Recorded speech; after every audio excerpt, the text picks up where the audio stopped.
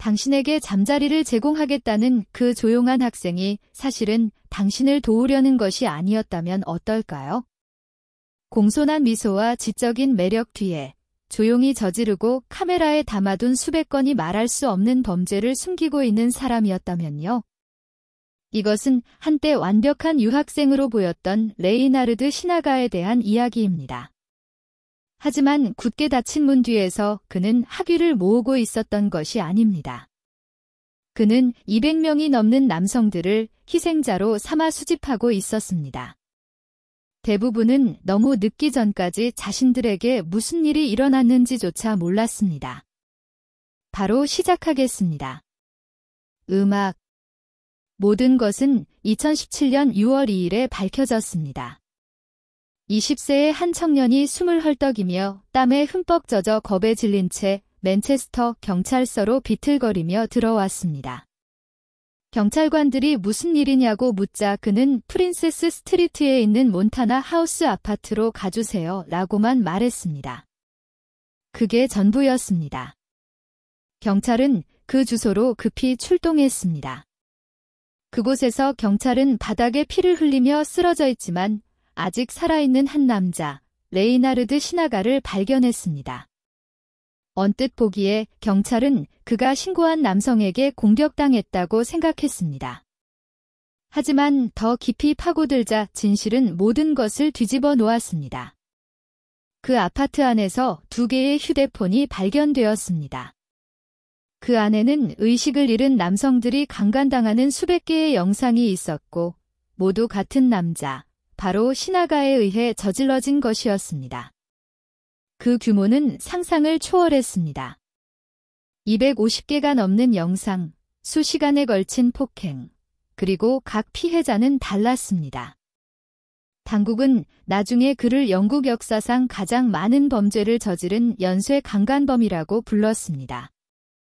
그렇다면 레이나르드 시나가는 누구였을까요? 그는 어떻게 영국에 오게 되었을까요? 그리고 그는 어떻게 조용한 학생의 얼굴 뒤에 숨어 영국이 본 최악의 성범죄 중 하나를 저지를 수 있었을까요? 모든 것이 시작된 곳으로 돌아가 보겠습니다. 그의 전체 이름은 레이나르드 탐보스 마룰리 투아사나가였습니다. 1983년 2월 19일 인도네시아 잠비에서 태어나 서부샤바의 부유한 교회 지역인 데폭에서 자랐습니다. 그는 보수적인 기독교 가정 출신이었고 그의 아버지는 성공한 사업가였다고 전해집니다. 이는 레이나르드가 2007년 유학을 위해 영국으로 이주했을 때 돈이 전혀 문제가 되지 않았다는 것을 의미했습니다. 서류상으로 그는 이상적인 유학생처럼 보였습니다. 근면하고 야망 있고 공손했습니다. 그는 맨체스터 대학교에서 사회학 석사 학위를 받았고 나중에는 리즈 대학교의 박사 과정에 등록했습니다. 하지만 교육만이 그가 탐구하고 있던 전부는 아니었습니다. 그의 전통적인 양육 환경과는 거리가 먼 곳에서 레이나르드는 오랫동안 숨겨왔던 자신의 일면, 즉 그의 성 정체성을 받아들이기 시작했습니다. 그의 학업조차도 그것을 반영했습니다. 그의 박사 학위는 성 정체성이 공간 및 종교와 어떻게 교차하는지에 초점을 맞추었는데 이는 보수적인 배경을 가진 동성애자 남성으로서의 자신의 경험과 분명히 공감되는 것이었습니다. 그리고 그렇게 맨체스터는 그의 새로운 집이 되었습니다. 그는 도시의 게이 빌리지 바로 근처에 살면서 그곳의 일부가 되었습니다. 항상 주변에 있고 항상 미소를 짓고 있었습니다. 이웃들은 그가 공손하고 쾌활하며 도움이 되는 사람이었다고 말했습니다. 그는 친구들에게 커넬 스트리트를 구경시켜주고 클럽 직원들과 관계를 맺고 자신의 아파트에서 편안한 모임을 주최했습니다. 대부분의 사람들에게 그는 그저 조용하고 부드러운 목소리의 학생이 인생을 즐기는 것처럼 보였습니다. 하지만 그의 단정한 외모, 조용한 목소리, 학구적인 페르소나는 모두 신중하게 만들어진 것이었습니다. 그는 무해해 보였고 심지어 기억에 남지 않을 정도였습니다. 그리고 아마도 그것이 그를 그렇게 위험하게 만든 것일지도 모릅니다. 왜냐하면 굳게 닫힌 문 뒤에서 레이나르드 신하가는 훨씬 더 어두운 것에 의해 움직이는 비밀스러운 세계를 구축하고 있었기 때문입니다. 그는 일할 필요가 없었습니다. 그의 가족이 모든 것을 지원했습니다. 그래서 그의 동급생들이 아르바이트와 마감일에 쫓기고 있을 때 레이나르드는 파티를 하고 여러 남성들과 데이트하며 자유로운 삶을 살고 있었습니다. 하지만 그 자유, 한때 그에게 인정을 안겨주었던 바로 그 자유는 유독하게 변하기 시작했습니다. 감탄만으로는 충분하지 않았습니다. 레이나르드는 권력을 원했고 그래서 사냥을 시작했습니다. 그것은 그의 첫 번째로 알려진 피해자들과 함께 조용히 시작되었습니다. 2015년 새해 첫날이었습니다. 대부분의 사람들이 새해 결심을 하고 새로운 시작을 축하하는 시기였습니다. 하지만 한 젊은 남성에게 그날 밤은 매우 다른 것을 의미했습니다. 몇 년이 지나서야 존재조차 몰랐던 트라우마였습니다. 그는 여자친구와 친구들과 함께 맨체스터 중심부에서 새해를 축하하던 젊은 이성애자 남성이었습니다. 그날 밤 많은 사람들처럼 그는 팩토리라는 클럽 밖에서 술에 취해 방향 감각을 잃고 함께 온 사람들과 헤어졌습니다. 그리고 그때 레이나르드 신하가가 접근했습니다. 마르고 공손하고 부드러운 목소리였습니다. 그는 위협적으로 보이지 않았습니다. 오히려 믿을 만한 사람처럼 보였습니다. 그냥 도와주고 싶어하는 사람처럼요. 괜찮아요. 제 집에서 기다릴래요? 휴대폰 충전도 하고 여자친구를 기다릴 수도 있어요. 피해자는 동의했습니다. 늦었고 추웠습니다. 레이나르드는 친절해 보였습니다. 아파트 안에서 레이나르드는 그에게 음료를 권했습니다. 그는 그것을 받아들였고 그렇게 그는 의식을 잃었습니다. 카메라는 설치되었고 불은 꺼졌으며 문은 잠겼습니다.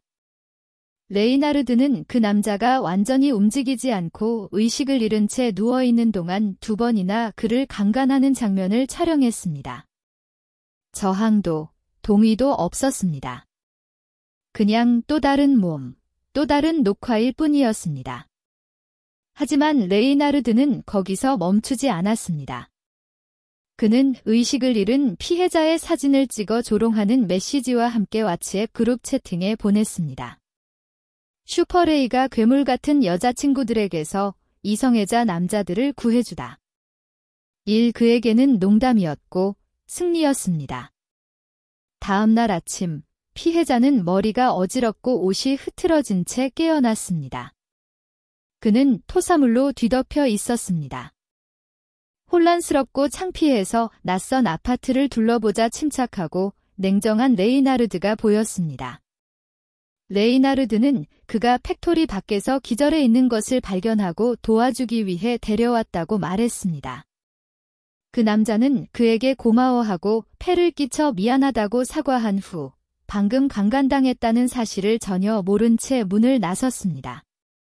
그리고 레이나르드는 그것이 얼마나 쉬운지 막 깨달았습니다. 경찰도, 결과도 없었습니다. 그래서 그는 그것을 계속해서 반복했습니다. 시간이 지남에 따라 이 패턴은 더욱 불안한 것으로 굳어졌습니다. 왜냐하면 레이나르드에게 그것은 섹스에 관한 것이 아니었기 때문입니다. 심지어 욕망에 관한 것도 아니었습니다. 그것은 권력에 관한 것이었습니다. 그는 의도적으로 이성애자 남성들, 여자친구가 있는 남성들, 결코 기꺼이 그와 자지 않을 남성들을 표적으로 삼았습니다. 그리고 레이나르드의 왜곡된 마음 속에서 그것은 그들을 트로피로 만들었습니다. 심리학자들은 그를 흥분시킨 것은 행위 자체뿐만 아니라 권력, 지배, 그리고 굴욕이라고 믿습니다. 마치 각각의 의식 없는 피해자가 어떻게든 그를 정당화하는 것처럼 이 왜곡된 개종이라는 생각. 모든 폭행은 단순한 학대가 아니었습니다. 그것은 승리였습니다. 그는 힘이나 위협에 의존하지 않았습니다. 그는 매력과 신뢰를 이용했습니다.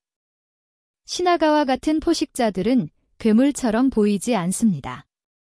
그들은 공손하고 부드러운 목소리를 가졌으며 기억에 남지 않습니다.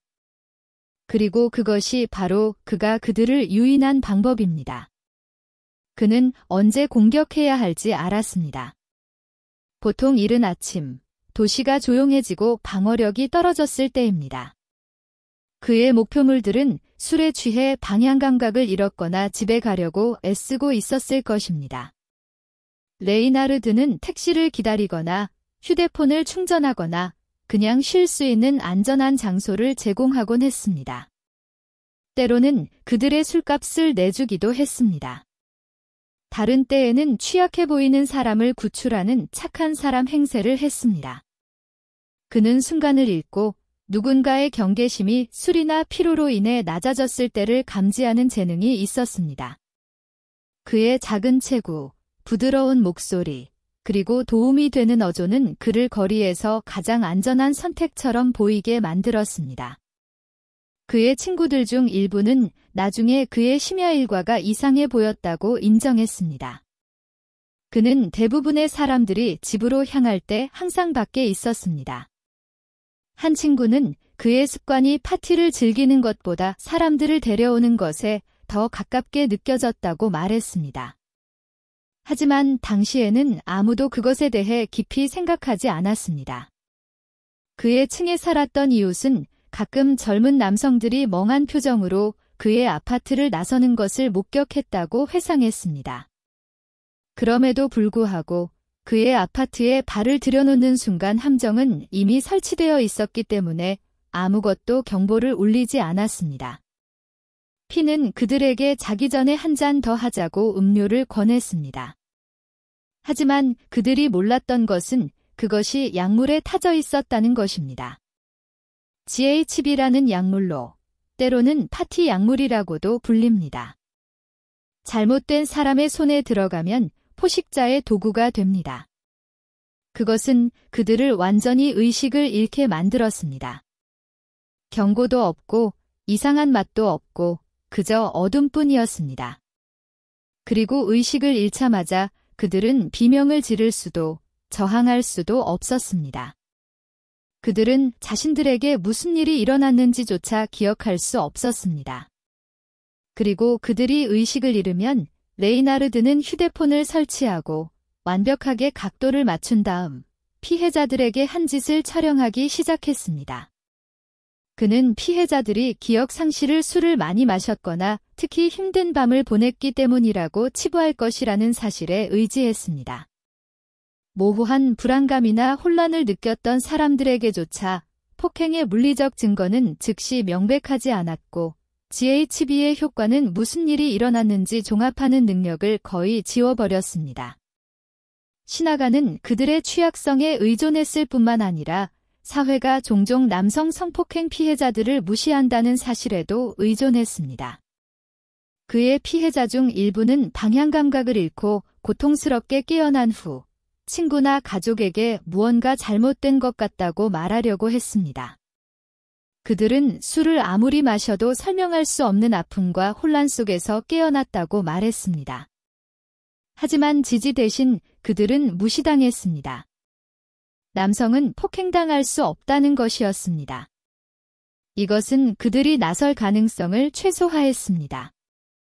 그리고 그렇게 2년 반이 넘는 기간 동안 레이나르드 시나가는 잡히지 않고 남성들을 폭행했습니다. 2017년 6월 1일 밤까지 모든 것이 바뀌었습니다. 맨체스터의 평범한 주말 밤이었습니다. 젊음과 웃음으로 도시가 활기찬 그런 밤이었습니다. 바에서 쏟아져 나와 음식이나 재미 또는 그냥 집으로 가는 길을 찾는 사람들. 그들 중에는 20세의 아마추어 럭비 선수인 A가 있었습니다. 그는 친구들과 외출했다가 평소보다 술을 좀 더 마셨고 기분이 들떠 있었습니다. 그가 집으로 향하기로 결정했을 때 레이나르드가 나타났습니다. 침착하고 공손하고 옷을 잘 차려입었습니다. 위협적으로 보이지 않는 그런 남자였습니다. 그는 도움을 제안했고 A가 근처 아파트에서 택시를 기다릴 수 있다고 말했습니다. 혼자 돌아다니기에는 너무 늦었어요. 그가 이전에 많은 다른 사람들에게 했던 것처럼 말했습니다. 그리고 A는 그를 따라갔습니다. 그 아파트 안에서 레이나르드는 그에게 음료를 권했습니다. 하지만 이것은 평범한 환대가 아니었습니다. 음료에는 약물이 타져 있었습니다. 다른 모든 사람들처럼 A는 의식을 잃었습니다. 그러자 늘 그렇듯이 레이나르드는 휴대폰을 설치하고 조심스럽게 위치를 잡고 녹화 버튼을 눌렀습니다. 하지만 이번에는 뭔가 계획대로 되지 않았습니다. A가 뒤척였습니다. 그는 방향 감각을 잃었지만 뭔가 잘못되었다는 것을 알 만큼 충분히 의식이 돌아오기 시작했습니다. 그러다 그는 그것을 느꼈습니다. 고통스러운 압력과 움직임. 그리고 그가 눈을 떴을 때 그는 레이나르드가 자신 위에 벌거벗은 채로 자신을 관통하고 있는 것을 보았습니다. 그 순간 공포가 그를 덮쳤습니다. 그는 싸웠습니다. 그를 때렸습니다. 그를 찼습니다. 그는 있는 힘껏 레이나르드를 때렸고 그 남자는 바닥에 쓰러졌습니다. 피투성이가 된 채 멍하니 다시 일어설 수 없었습니다. A는 그를 죽였다고 생각했습니다. 혼란 속에서 A는 손에 무언가를 쥐고 있는 것을 발견했습니다. 휴대폰이었습니다. 레이나르드의 흰색 아이폰, 그가 폭행을 녹화하는 데 사용했던 것입니다. 어찌된 일인지 몸싸움 중에 그것이 A의 손에 들어온 것입니다. 그리고 본능이 발동했습니다. 그는 달렸습니다. 여전히 떨리고 아팠습니다. 피는 방금 일어난 일을 이해하려고 애쓰고 있었습니다. 그는 곧장 경찰서로 달려가 모든 것을 말했습니다. 하지만 다음에 일어난 일은 이 이야기를 더욱 가슴 아프게 만듭니다. 경찰은 그를 믿지 않았습니다. 적어도 처음에는 그랬습니다.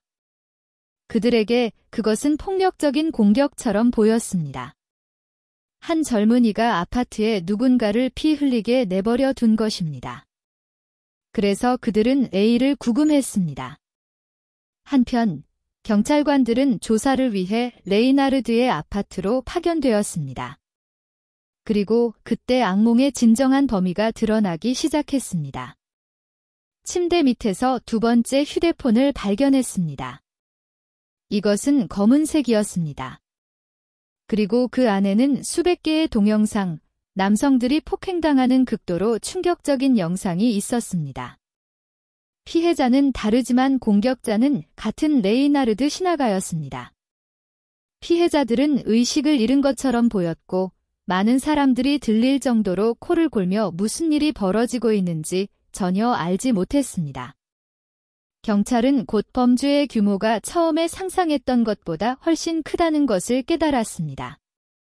총 3테라바이트가 넘는 영상이 발견되었는데 이는 약 250개의 DVD를 채울 수 있는 양입니다. 이는 1500시간이 넘는 동영상입니다. 한 클립에는 한 남성이 15시간 동안 8번이나 강간당하는 장면이 담겨 있었습니다.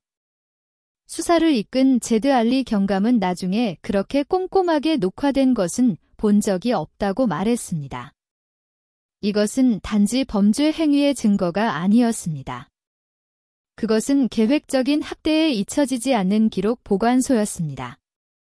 그리고 이 녹화물 중 상당수에서 레이나르드는 마치 브이로그를 촬영하는 것처럼 미소를 짓고 포즈를 취하며 카메라에 말을 거는 모습이 보입니다.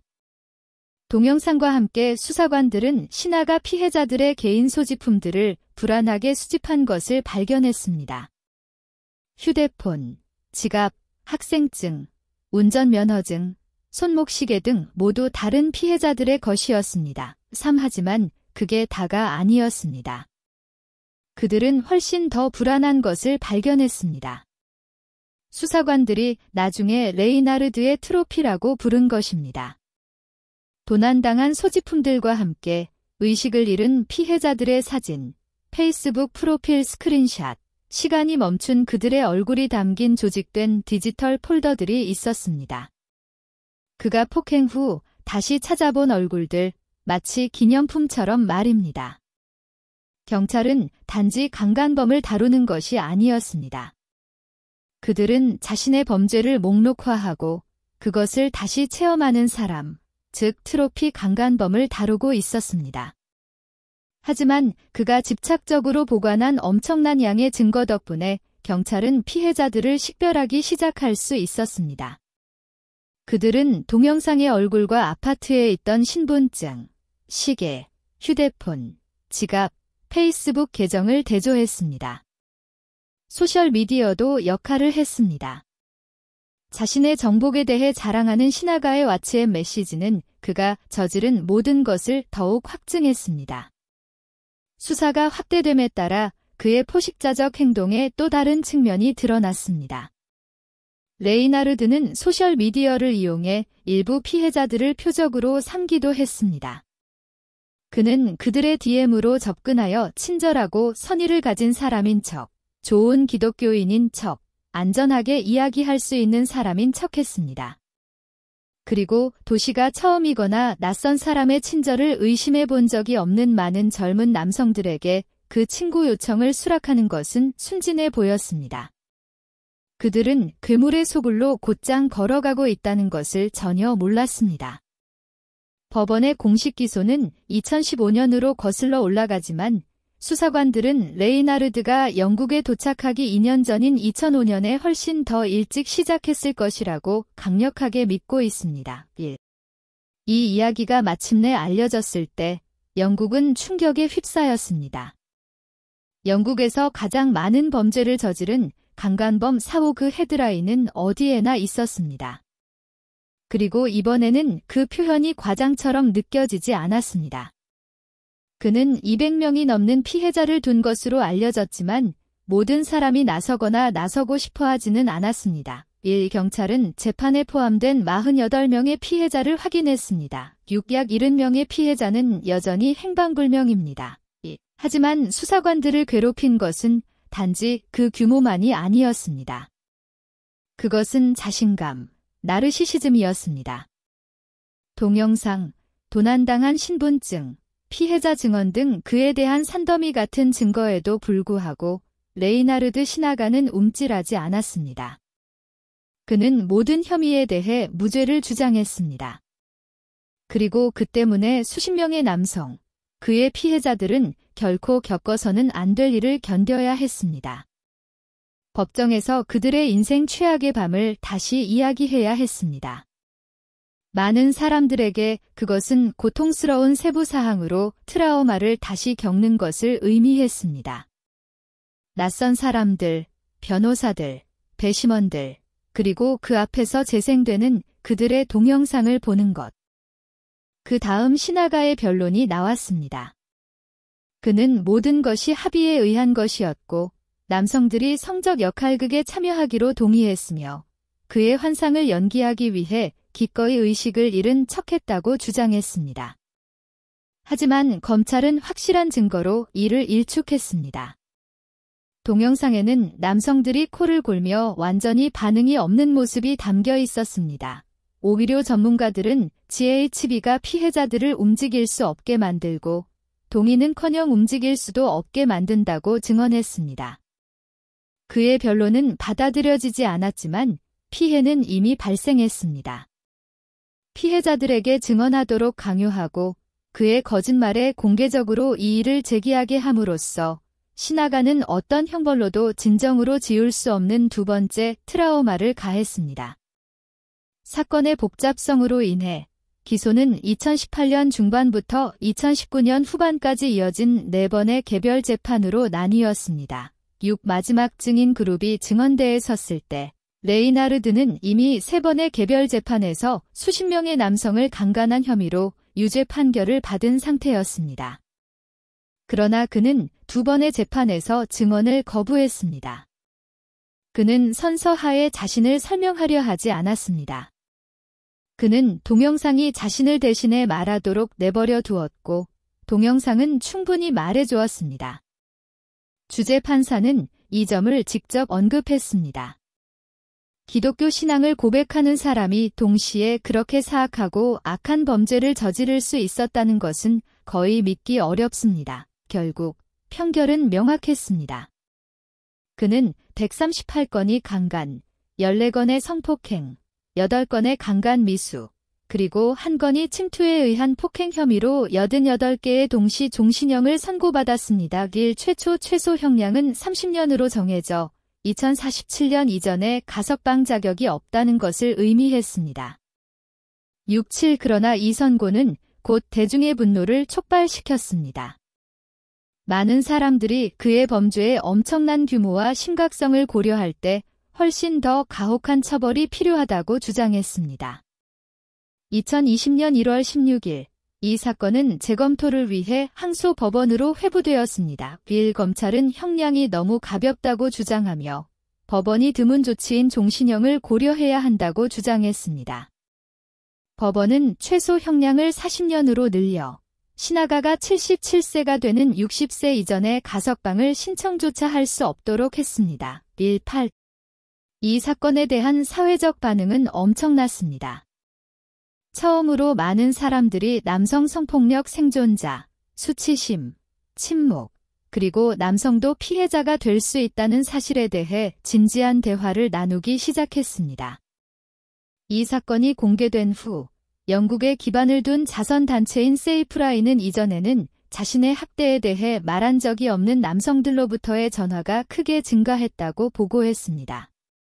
경찰은 또한 수십, 어쩌면 수백 명의 남성들이 아직 나서지 않았다는 것을 알고 있었기 때문에 더 많은 피해자를 식별하기 위해 핫라인을 개설했습니다.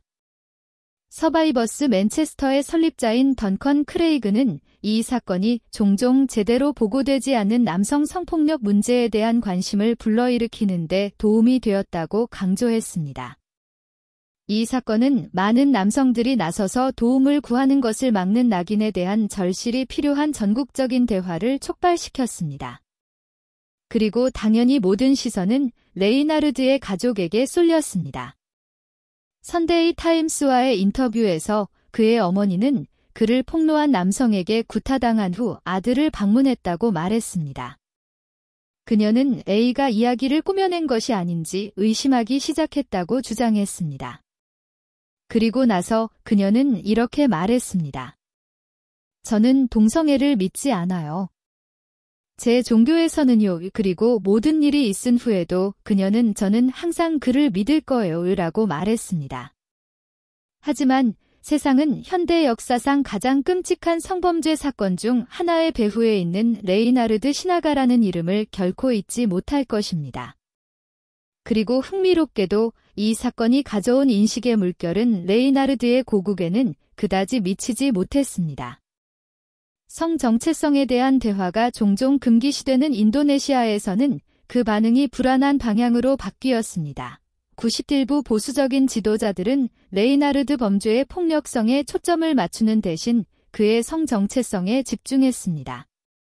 레이나르드의 고향인 대폭의 시장은 동성애 자체가 위협이지 약탈적인 행동이 아니라고 암시하며 지역 성소수자, LGBT, 공동체를 대상으로 한 단속을 시작하겠다고 공개적으로 발표했습니다. 일인권 단체들은 즉시 이 조치를 비난하며 끔찍한 사건을 LGBT 박해를 정당화하기 위해 위험하게 오용하는 것이라고 말했습니다. 하지만 인도네시아에서의 대화는 마음과 생각을 열기보다는 주로 두려움, 낙인, 그리고 희생양 찾기로 옮겨갔습니다. 그러다 몇 년 동안 조용했습니다. 2023년 7월 4일까지 온라인에 이미지가 퍼지기 시작했습니다.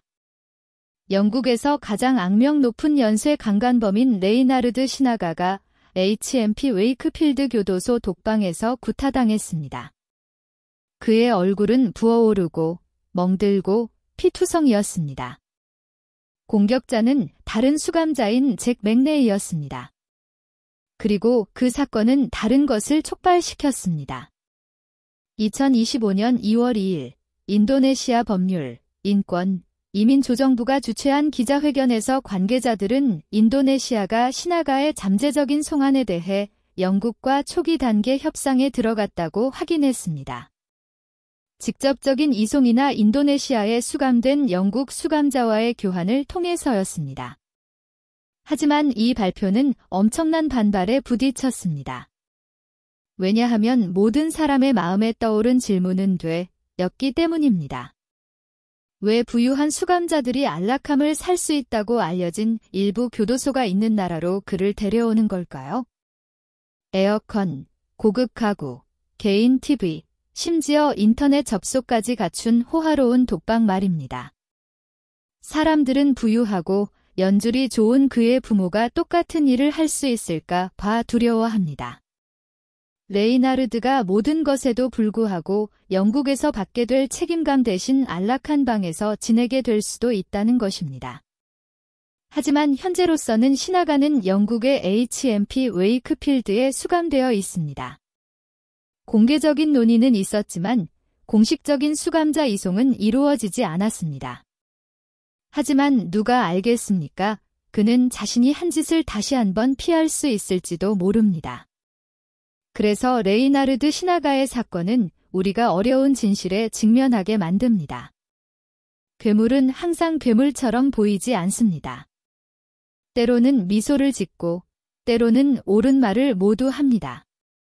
하지만 가면 뒤에서 그들은 침묵에 의존하고